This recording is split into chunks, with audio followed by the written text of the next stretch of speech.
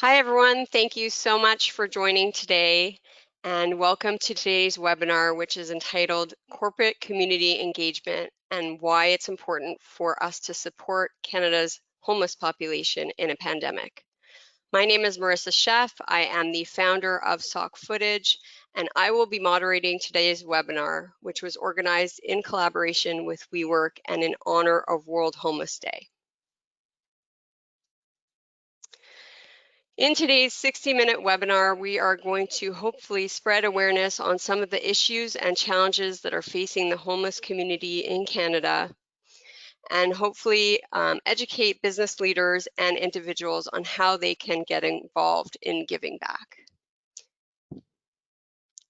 In today's webinar, you will hear from our star lineup of guest speakers, starting with none other than Joe Roberts, who is a homeless addict turned Skid Row CEO, followed by Brian Harris, Executive Director of St. Felix Centre, a not-for-profit community centre located in downtown Toronto that services and supports marginalized individuals in our community.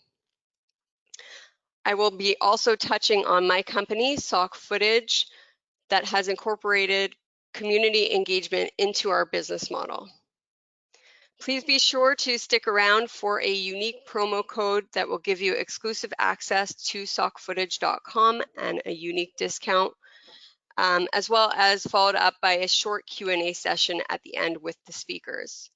Throughout the session, you will have the opportunity to submit questions to the chat box, the questions chat box in the right-hand side of your monitor.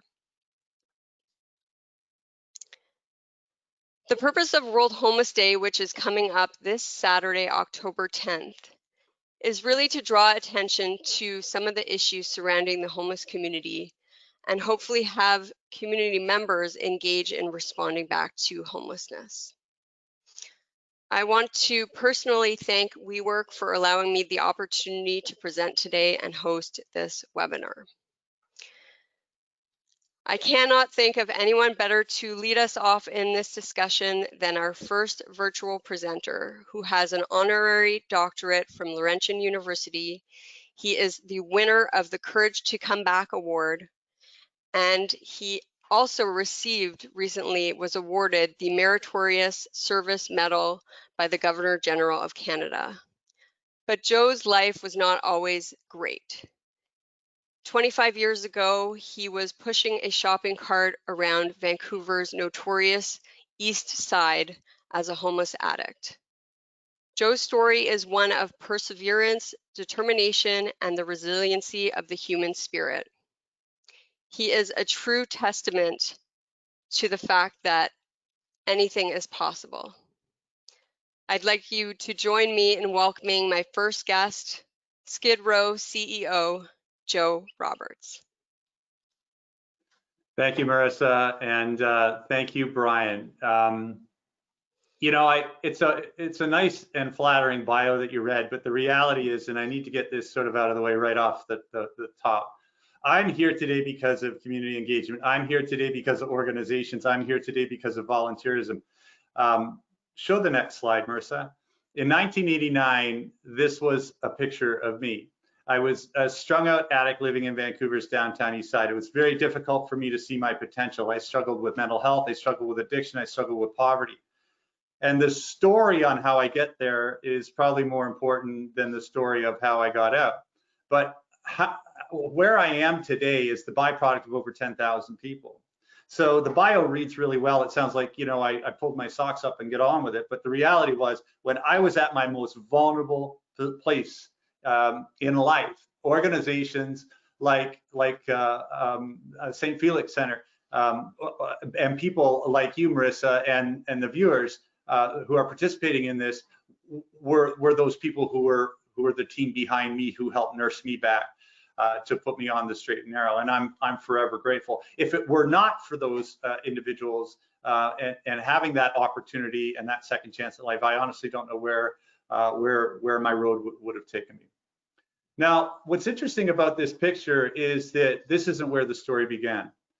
In 1989, I was living underneath the Georgia Street Viaduct, and my life was wrought with challenges. My days were filled with anxiety and fear, and I was stuck in this revolving pattern. And in fact, when COVID-19 hit back in February, it all of a sudden started to become very familiar to me because the anxiety began to rise, and I started to look and watch people around me as their lives were dramatically changing. And for me, that was a day-to-day. That's what life on the street is like. It's very uncertain. It's very scary. You know, just imagine not having the resources to take care of your family or take care of yourself, and struggling to try and find the doorway out somehow, but just not having the resources or know-how or equipment to do that on your own. And so, you know, my story isn't, you know, I didn't wake up and you know, in grade 8 or grade 9 and say, hey, you know, when I grow up, I want to be homeless. I want to be a drug addict. It happened slowly, and it progressed over a period of time. And my story is not unlike the tens of thousands of men and women and children across this country that face homelessness every day. It was a systemic breakdown, and it pointed to some key issues: early childhood trauma, addiction, mental health challenges, poverty, the ability to access vocation, safe housing. All of those things sort of combine the perfect storm. The fact is, I grew up in a pretty nice place. I grew up in Midland, Ontario. Next slide. This is a picture of me in, I think it's grade 2. And I remember growing up in Midland, and life for me was fantastic. I had this awesome family waiting for me at home. And I remember looking up at the clock in school at, you know, when it gets to be like 3:30, and I couldn't wait to go home because waiting for me at home was this awesome family. Next slide. I had this larger than life father figure, and my dad was this kind of man who used to say to me at a young age, and to all of us 3 kids, you know, he would say things like, I love you, you can do and be anything. You know, my dad was a hockey coach, a baseball coach. He was the kind of man who loved being a dad. I had an older brother, a younger sister, a fat little dog named Angus, and we grew up at 759 Dominion Avenue in Midland. And by all accounts, my life was like a typical, you know, lower middle class. Everything was perfect. It was like the Leave It to Beaver show. It was like a sitcom. Unfortunately, in 1975, we got a knock on the door, and we were told that my dad was gone. And my dad was the breadwinner of the family, so he was the one who brought home the paycheck. My mom, you know, it was the 1970s. She chose to be a stay-at-home mom. And so all of a sudden, our family was thrust into poverty and uncertainty. Next slide. I remember losing dad and how big that was for me. But it took decades for me to understand how devastating that was for my mom, because all of a sudden, literally overnight, she didn't even have a full-time job. And so she was dealing with, how do I pay the mortgage? How do I raise these 3 kids, age 5, 8, and 11? And so there was all of this stuff going on. So then there was a lot of anxiety and a lot of stress. And I remember sort of absorbing that as a kid. And at a very young age, it began to show signs of mental health challenges. I think partly because of economics, and partly because my mom was terrified to be a single mom, she remarried relatively quickly. Unfortunately, the guy that came into the family next wasn't anything like my father. He was a violent, abusive alcoholic. And so I had the trauma of losing dad, and then I had this character who came into our home who, instead of saying things like, I love you, you can do anything, to, you know, messages like, you're stupid, you're dumb, you'll never amount to anything. And I think his words hurt more than his hands. And so at a very young age, I had this fractured sense of self-worth. And so at 9 years old, when the older kids were beginning to experiment with drugs, I joined. And I didn't join and start doing drugs because I thought I was curious or I was rebellious. I joined because I wanted to belong, and I didn't like how I was feeling. Next slide. And so there we were, this single family, and you know, I at a very young age started to have these cracks in my you know, in really trying to figure out who I was in the world and how I fit in. And next slide. I remember when I used drugs for the first time, I went home, and the chaos that was my day-to-day living at home with the yelling and screaming and violence, for the first time in my life, it didn't have the impact. Under the influence of drug, I felt somewhat protected, and for the first time in my life since my father had passed away, I felt safe. You know, you talk to anybody who's in long-term recovery from addiction, and they'll explain to you that at least my perspective was that I did drugs for a very specific purpose. And that was to protect me from the emotional uncertainty in the outside world. Because there was a lot of things going on between my ears and there was a lot of things going on externally. And drugs gave me that sort of barrier of protection. The only problem is that over a long period of time, it began to really degrade my life. It took me to some horrendous places. You know, and by the time I was 15, I was angry. I was coming out sideways. I was getting into trouble at school. I got into a fight with my stepfather and he paid the bills. And basically it was an ultimatum, either toe the line or leave, and I left. You know, the one thing that I never understood until I got involved in homeless advocacy is that over 60% of young people who experience periodic homelessness do so because of family conflict, not because they're bad kids, they come from bad environments.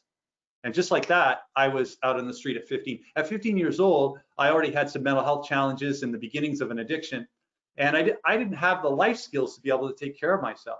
I didn't even know how to make craft dinner, let alone get a job and, you know, make my way through this world. At 15, I left home. At 16, I dropped out of school. And at 17, I was beginning to get involved in the justice system and went to prison for the first time. Next slide.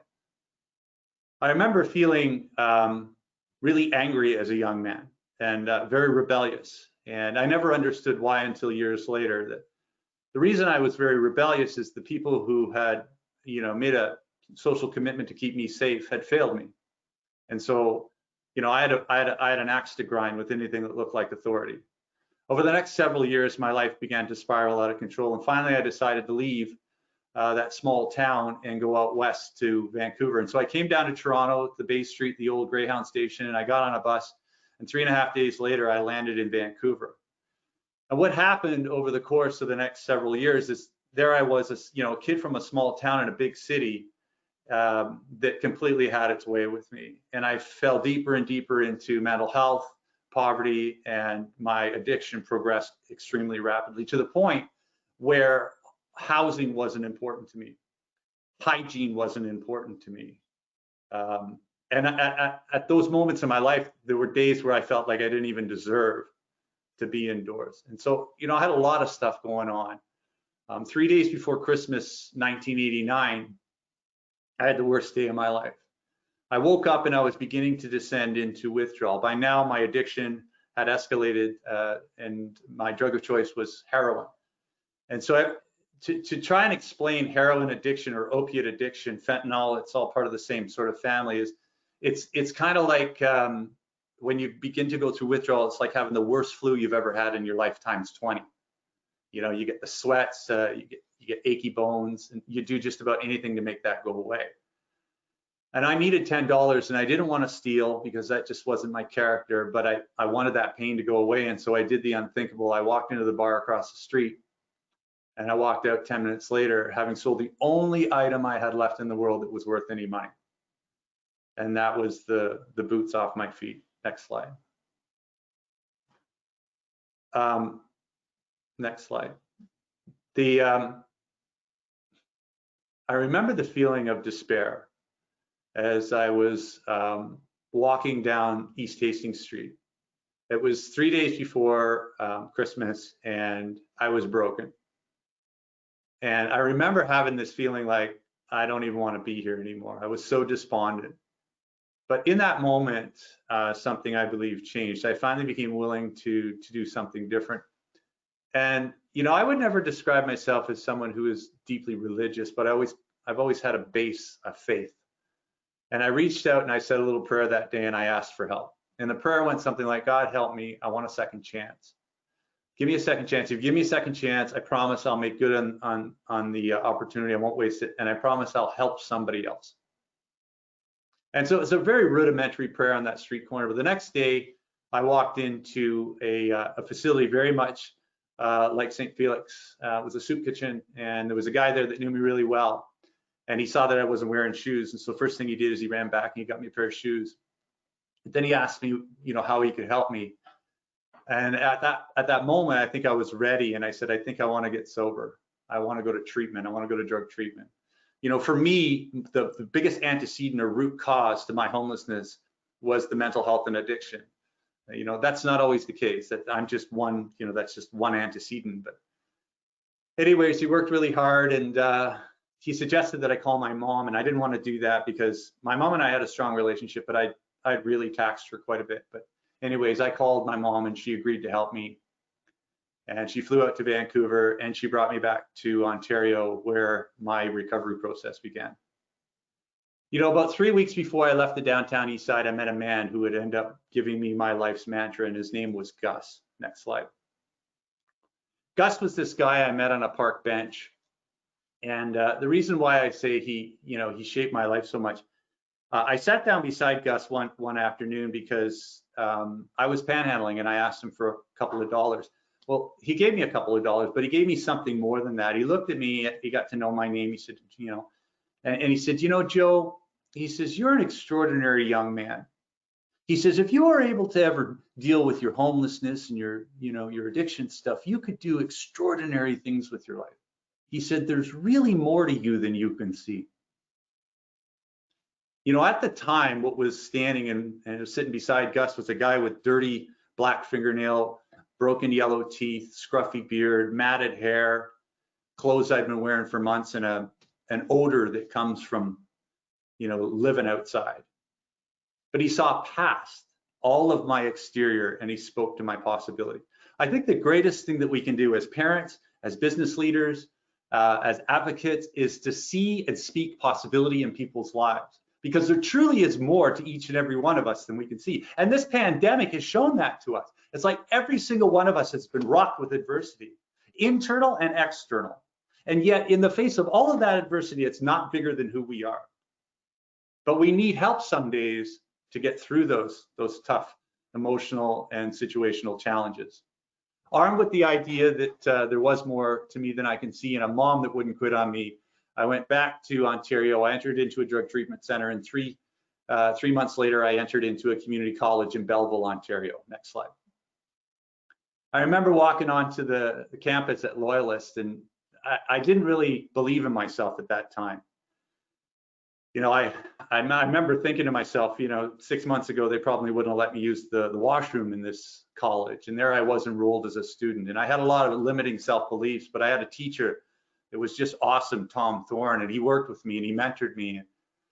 And after 3.5 years, I graduated with honors.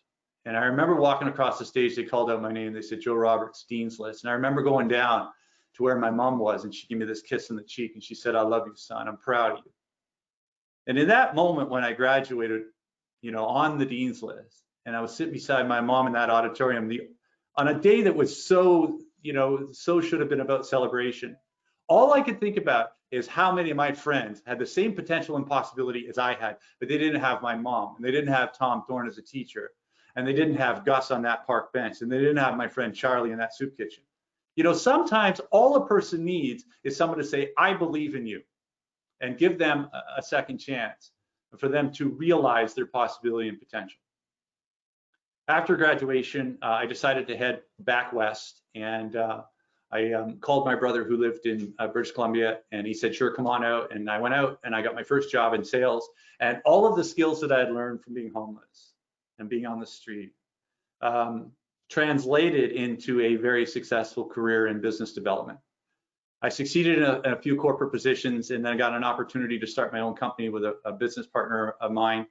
And we put our heads down and worked really hard, and we came up for air about 4 years after we started that small tech company.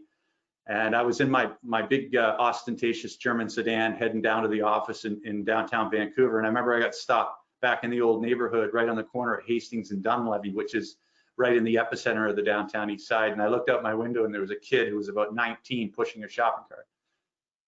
And that's when it hit me, how far I'd come. When I got to the office, sitting on my desk was a copy of Canadian Business, and I was on the cover of it as a celebrated Canadian entrepreneur. Next slide. In less than 12 years, I went from a kid pushing a shopping cart, struggling with mental health, poverty, and addiction, to having more success than I could have ever imagined in my life. And if we follow the Western narrative, I arrived.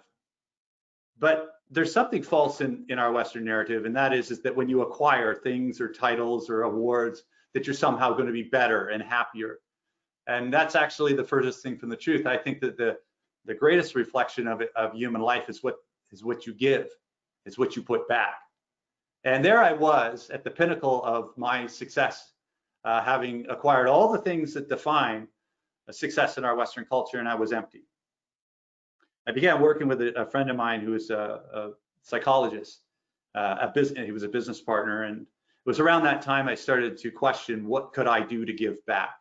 You see, I'd acquired all these things. I made good on that first promise I made on that part, you know, when I reached out and had that little prayer in my moment of despair.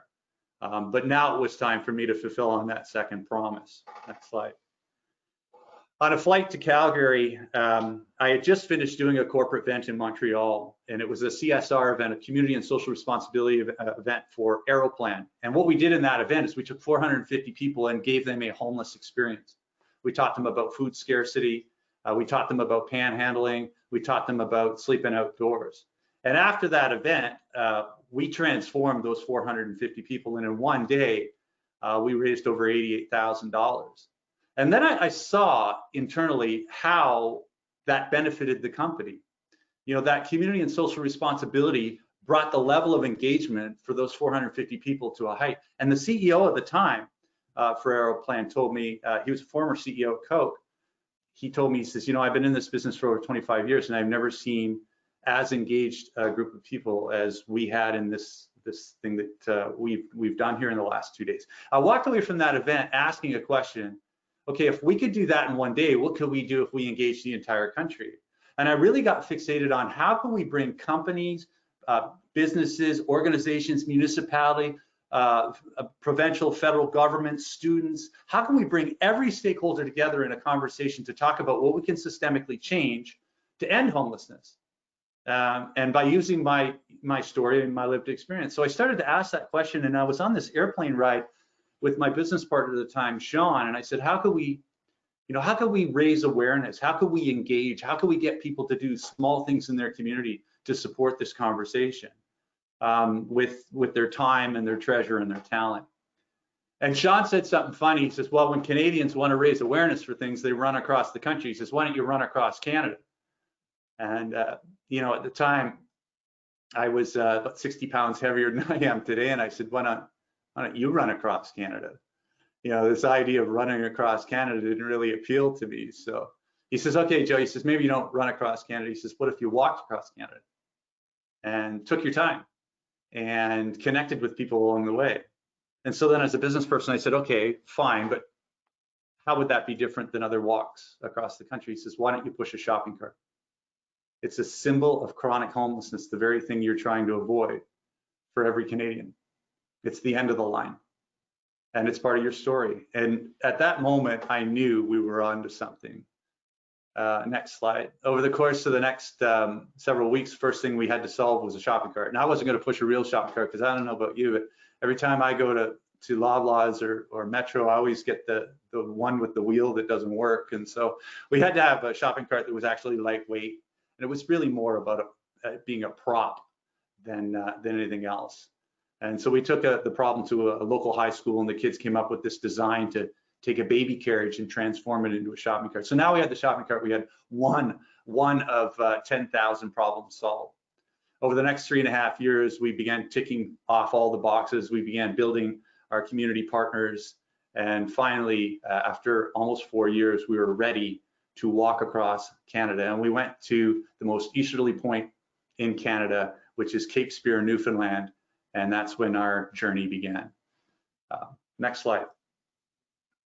Over the course of the next 17 months, I refell in love with the country of my birth, Canada, because what Canadians did to respond and engage and get involved at a business level, at a community level, absolutely inspired me. And this short video captures what happened in that walk across Canada that began on May 1st.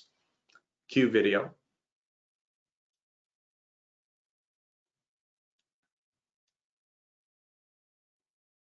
This is for, you know, every kid in this country who feels different, who gets stuck. And it's our responsibility to reach out and help those children transition safely into adulthood. You know, sometimes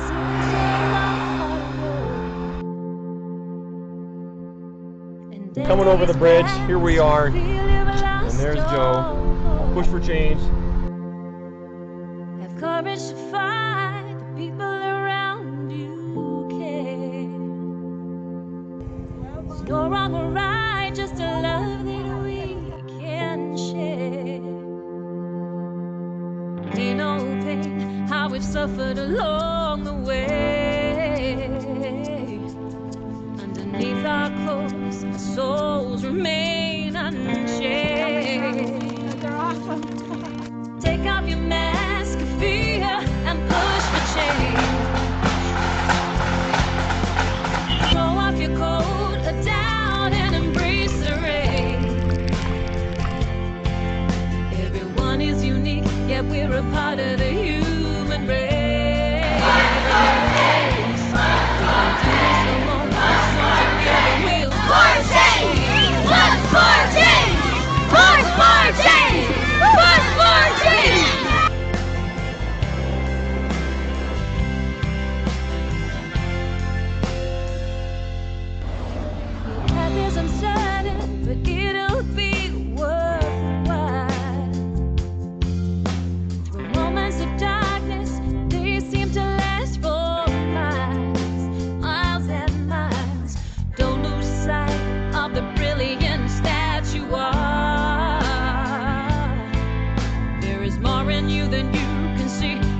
Trust your heart. Whoa, whoa. We take off your mask of fear and push for change. Throw off your coat down and embrace the rain. Each of us is unique, yet we're a part of the human race. We won't do this alone, so together we'll push for change.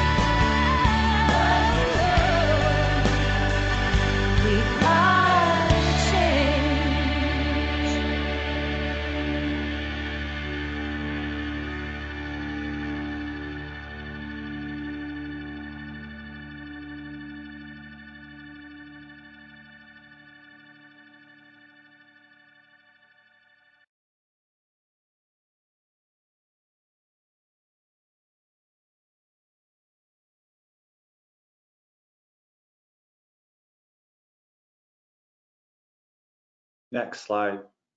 Yeah, perfect. Thank you. When it was all done, I'd walked 11,375,000 steps across the second widest country in the world. But that's not what was amazing. Oh, by the way, I didn't lose 1 pound. There's absolutely no justice. But what was amazing wasn't that I walked 9,000 kilometers. What was amazing was how Canadians responded to it. I don't think that you need to teach people how to do good things. I don't think there's as much apathy in the world around the issue of homelessness as there is not knowing what to do. I think when you give people an opportunity to get involved, they'll always throw down. They'll always support you. Some, will get far more engaged than others, but I think that's a bit of a misnomer. What we experienced in our walk across Canada was an extremely high level of engagement at all levels of government, at all levels of organizations, and it was just absolutely amazing. When we came into Ontario, next slide. When I came into Ontario, I was met at the border by the Commissioner of the Ontario Provincial Police. You know, the least likely organization to support a guy walking across Canada for homelessness, but they understood this was about public safety, about youth safety, and they got involved. Not only did they get involved, they hosted over 226 events. We in total hosted over 456 events, and we got an opportunity to engage literally hundreds of thousands of people. You know, it was an absolutely inspiring thing, because every different town, organization, school group, you know, civic club did something different. Some raised money, some did car washes, some did triathlons, some did sleep outs, some raised food and non-perishables and gave them to the local organization. What was cool about our walk was that 100% of the money we were raising was supporting the cause, half of which we left in communities and half of which we gave to our charitable partner Raising the Roof. So, you know, when it was done, we looked back and, you know, we saw this ripple effect and this changing of minds. And probably one of the greatest things that I really took from this was how we changed the way the Ontario Provincial Police thinks and acts around the issue of homelessness, which was just a massive, you know, a massive win. Next slide. When we got to Toronto, we had a huge event in what's that square called? It's downtown. Young Dundas. Yeah, Young and Dundas. Yeah, born and raised in Ontario, and we had this great event there, and we had Rod Black from TSN. We had, you can see there in that picture in the bottom, there's Michael Pinball Clemens, and we had Robert Pilon sing for us, and it was just this extraordinary event. Connecting with organizations was really extraordinary as well. Next slide. Across the country, as I said, we had over 456 events, and we had them with all different various stakeholders, because we knew it was important when we came into a particular town to connect with an organization like St. Felix and bring their stakeholders in their community and connect organizations to businesses, so that, you know, that symbiotic relationship could continue long after we left. And, you know, to this day, those connections that we created in communities all across the country still exist today. And where we've raised the awareness in places like Guelph and Sault Ste. Marie, where businesses are still connected to those organizations and supporting them. So that was a massive win. Next slide.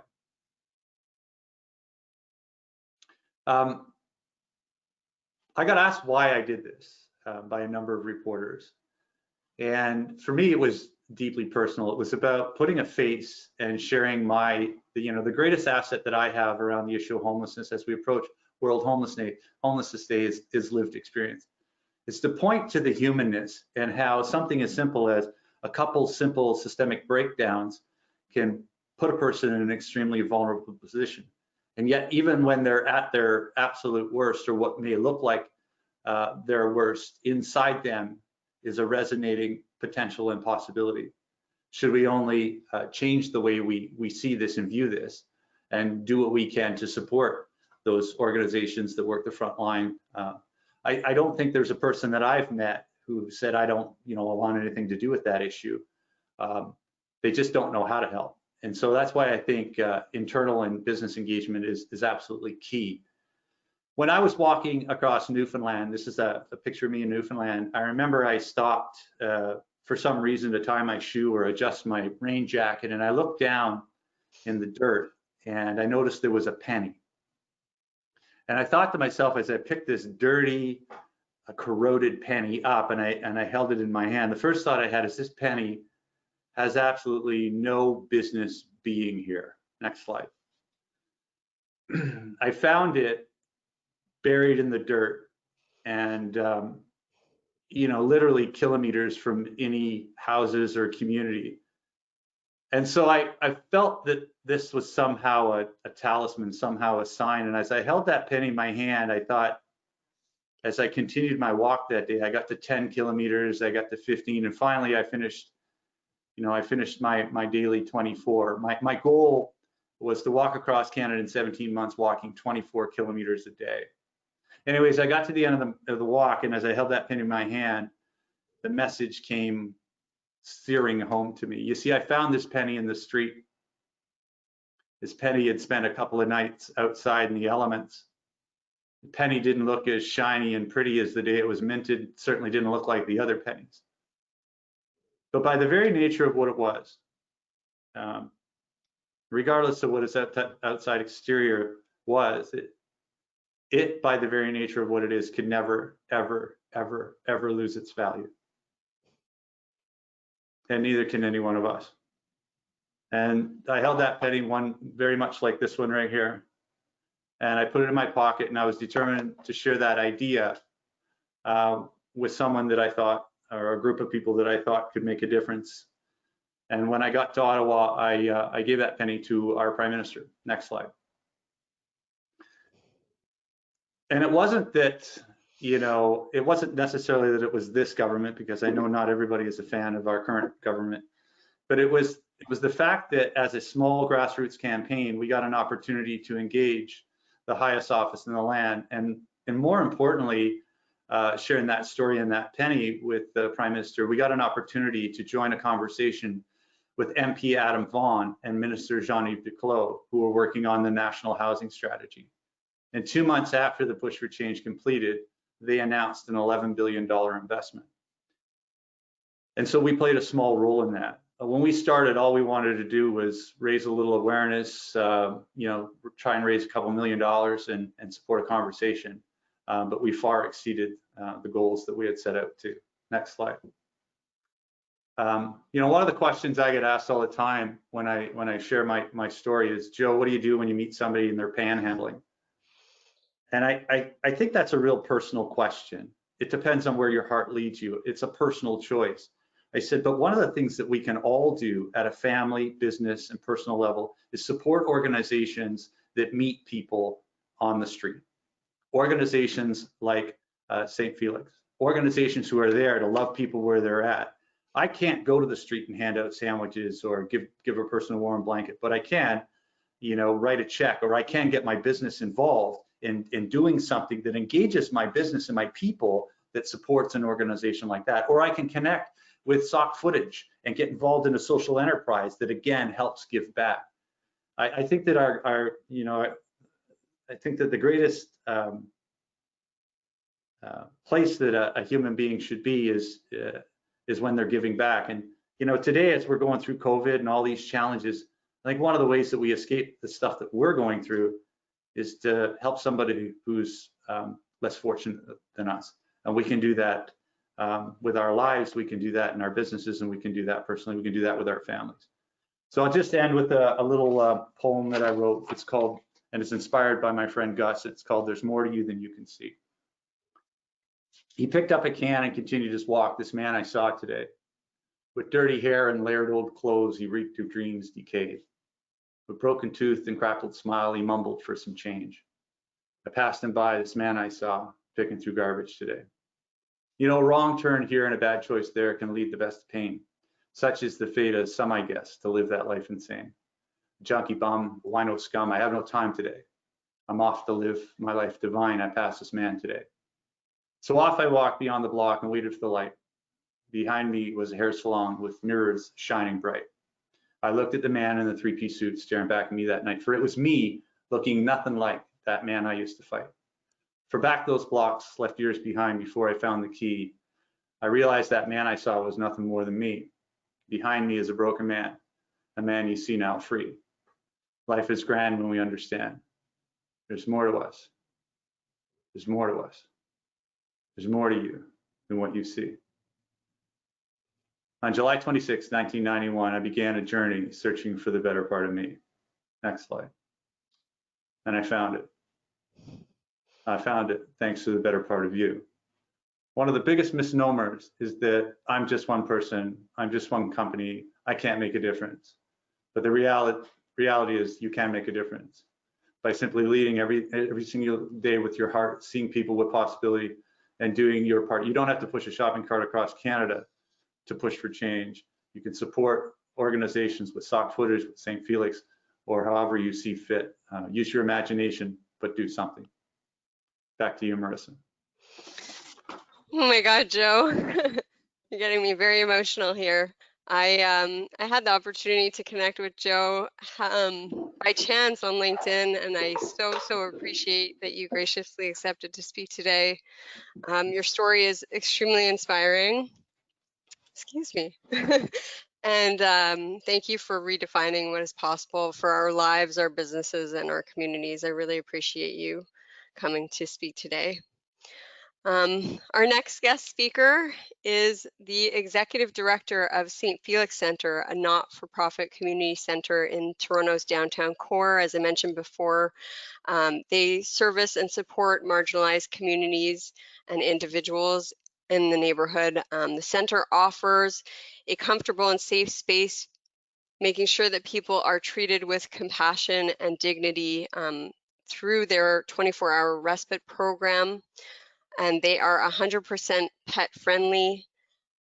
Also, they have a community meals program that has served over 20,000 meals monthly because of volunteers and staff at the center for their clients. So please join me in welcoming Executive Director Brian Harris.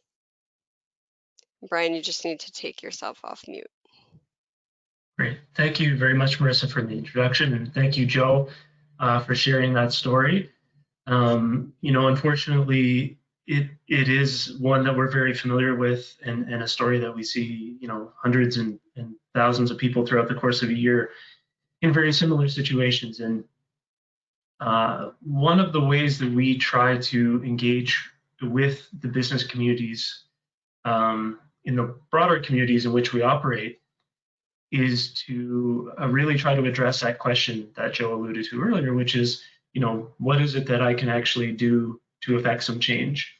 Often we find when we're having conversations with different local businesses or corporate groups in different communities, there is a feeling of a bit of impotence to actually affect any real meaningful change. And so, the focus tends to be on supporting with some type of material donation to a center like ours, which obviously, don't get me wrong, is incredibly amazing. And we truly value every piece of support and donation that we receive from every group that we engage with. But we have tried to take the conversation that next step further to say, these business groups, local BIAs, different corporate entities really wield a lot of influence with levels of government. And we saw that in Joe's story. And so, what we've seen is that these governments can also be very responsive when given the right sort of feedback from the business community. Our experience has shown that businesses, I think, to a degree, underestimate how much influence they can really have. And we've also seen that local governments and other levels of government, but we deal mostly with local government, they can be somewhat reticent to enact policy that can have real meaningful change because, invariably those policies do come with a cost. To address housing and to address things as complicated as homelessness, there needs to be deep investment at all levels of government, and that ultimately does have a cost on different strata of business. And so, I think what we've tried to demonstrate and try to engage with these companies around is to say that, it does have an impact on you in your day. Maybe you are not currently experiencing homelessness or you don't really know anybody who is, but we can share with you stories of people that you will be able to resonate with, and you can identify, that could very well be me. And to then have them internalize that to a point where they then go back and say, hey, the next time I'm talking to my local city councilor at the BIA meeting, maybe instead of saying, I'm not really sure if we should have that service in this neighborhood or whether we should really you know, we're not in favor of this particular corporate tax rate or something of that nature, there is a little bit more empathy and a little bit more compassion to say, you know what, I've heard stories of people who have moved out of those dark places and have been more successful, but it does take all of us contributing in different ways. And so really that's the message that we're trying to connect with the business community around right now, is to really engage with your whatever level of government you can. And we have different ways that we support businesses to actually start that engagement. And often, again, for us, it's at the municipal level. So just meeting with those councillors to say, you know what, actually, I don't want to see this shelter, soup kitchen, whatever it is in my community shut down, because it is doing valuable work. And if anything, I'd like to see more resources going to it as a business, owner or business member of the business community. And it is a slow process to get people to be able to envision, you know, the other side. You know, I think in all reality, and I can speak from personal experience, even though I've seen situations very close up, I can never truly myself personally understand what those experiences are like. All I can do is you know, use my imagination and empathy to try to say, you know, if this were me, this is how I would want people to help me. And so that's really what we've been trying to push for lately with local businesses and local business groups, is to work more deeply with local government to try to shift some of that narrative away from, you know, we don't want this happening in our neighborhoods, or we don't want these businesses supported, to, you know, we do want to see these different agencies supported, and we do want to see these communities have the resources that they need to support people who are in need. So that's what we're going to keep doing and keep striving for. And again, opportunities like this to try to reach more people and create more of that awareness are always very much appreciated. And so thank you, Marisa, and thank you again, Joe, for sharing your story. But I'll hand it back to you now, Marisa. Thank you, Brian. I appreciate you shedding some light on some of the ways that we can get involved, and we are going to drop a link to be able to donate directly to St. Felix Centre. So as previously mentioned, I am the founder of Sock Footage. My name is Marisa Sheff. And really, my company was born out of my desire to combine my passion for socks with the opportunity to give back to those less fortunate. So having volunteered at the Center for Addiction and Mental Health for a number of years, what I sort of took away from that experience was that people just craved connection and conversation. And for me, it was really important when starting a business to incorporate that into my model. After learning that socks were one of the most needed and least donated items at homeless shelters, my company was founded. And something that I tell people often is, I heard something crazy on the radio. There was a statistic that said homeless people only hear their names 4 times a year. And for me, it was really important to reconnect individuals and consumers with community, to hopefully reduce some of the stigma associated with people living on the streets. So I founded Sock Footage, and really it is a company that was started. It's an online sock subscription and retail store with a 1-for-1 giving model.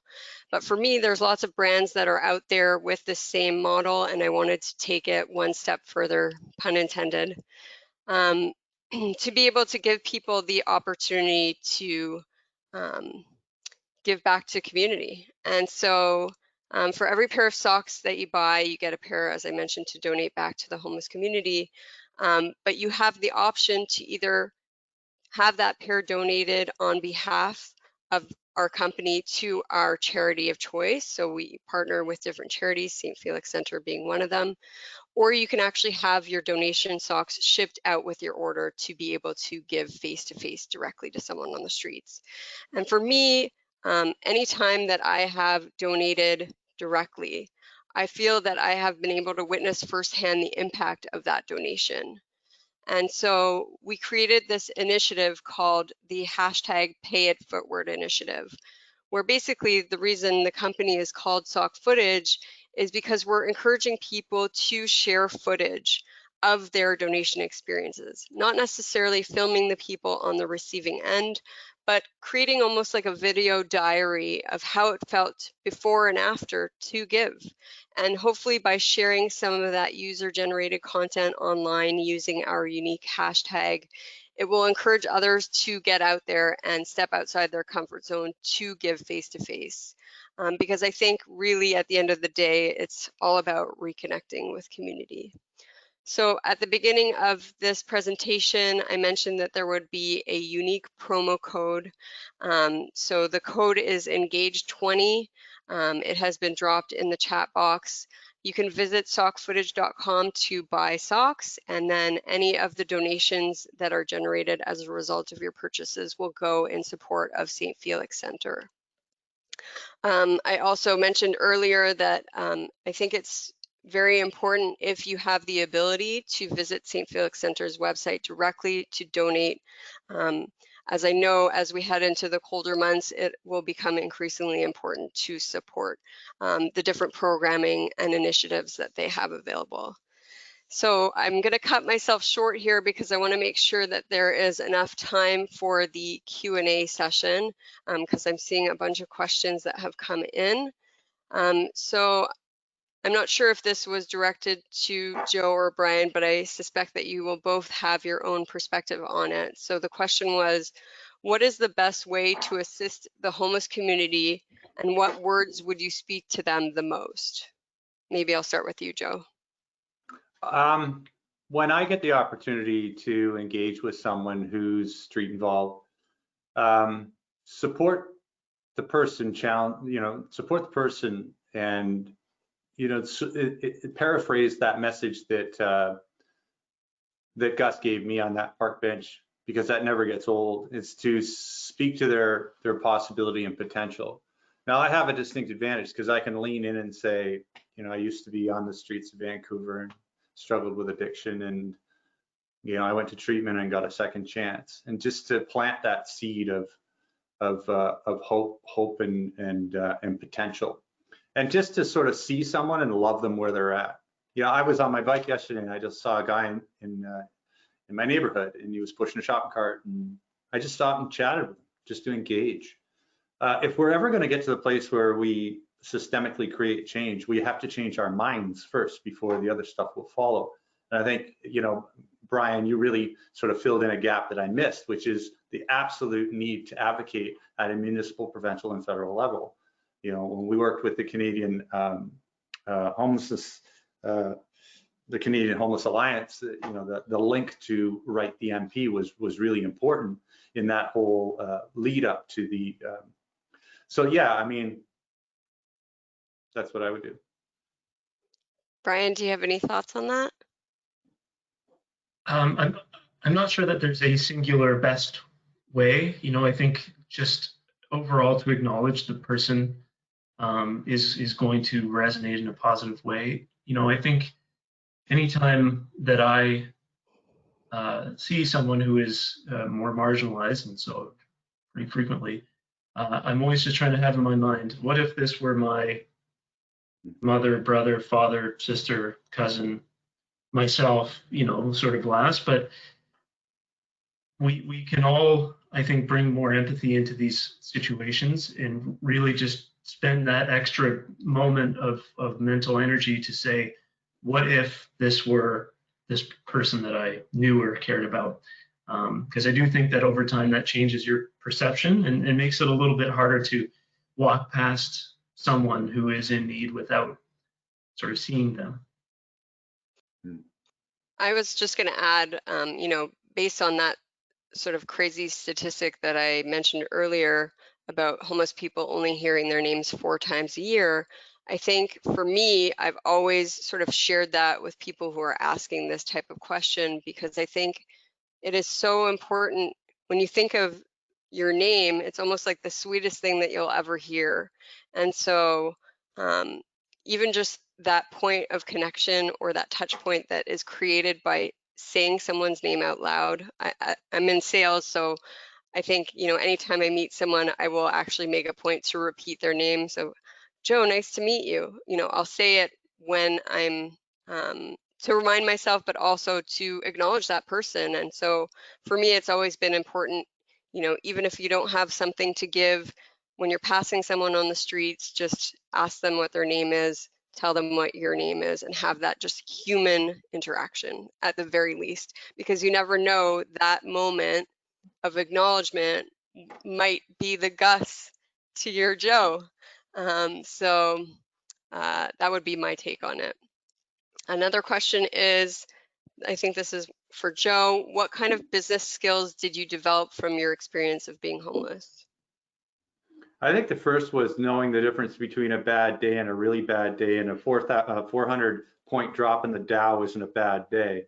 My ability to communicate cross-platform, like I have the ability to, for over a decade of my life, I used my communication skills to survive. Also, this work ethic. I worked really hard to try to sustain my, it's really a lot more work than one would think, struggling to survive on the streets. It takes a tremendous amount of energy. And then, perspective and gratitude. When I did get that second chance and things started to go well for me, it was easy to keep that momentum going. And there's just a host of other things that sort of pop up that are transferable skills. And when I meet people who have transitioned out of homelessness or addiction or mental health, that toolbox is really robust. And if that individual is fortunate enough to find their groove, to take those skills and apply it to a passion of theirs, they always take flight. And it's absolutely amazing. But I'd say that probably the biggest thing is my ability to communicate. Great. There's another question that came in, and I'll direct this one towards Brian and then Joe. Is there a reason to be afraid of people who are homeless because of their addiction or mental health? It's a great question, and certainly one that we do hear about pretty regularly, because the reality is that a person can seem to be behaving strangely at times if they're under the influence or if they are, mid-psychosis. But I think, again, what we try to remind people about is that it's more about how you engage with that person than what that person is, likely to do. If you see someone who seems to be in distress and you approach them with, "Hey, what's the matter with you? Get out of here," versus, "Hey, is everything okay? Is there anything that I can do to help you?" You're much more likely to have them respond positively.